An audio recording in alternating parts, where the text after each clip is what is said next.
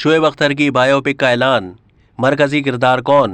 भारतीय film industry में भारत के लेजेंडरी क्रिकेटर्स की जिंदगी पर कई फिल्में बन चुकी हैं, लेकिन ये पाकिस्तान में बहुत कम नजर आता है। इसकी एक वजह यह भी है कि यहाँ भारत की निस्बत फिल्में बहुत कम बनती हैं। मगर अब बूम बूम शाहिद आफरीदी के बाद एक और कौमी क्रिकेट के हीरो की जिंदगी पर फिल्म बनने जा रही है। अब रावलपिंडी एक्सप्रेस शोएब अख्तर पर फिल्म बनाई जा रही है, जिन्हें दुनिया क्रिकेट का तेज तरीन बॉलर होने का एजाज हासिल है। फिल्म का नाम भी रावलपिंडी एक्सप्रेस है, जिसकी एक झलक भी सामने आ चुकी है। पाकिस्तानी गुलकार और अदाकार उमैर जसवाल ने अपनी ट्वीट में ऐलान किया कि वो फिल्म रावलपिंडी एक्सप्रेस में लेजेंडरी फास्ट बॉलर का किरदार अदा करेंगे।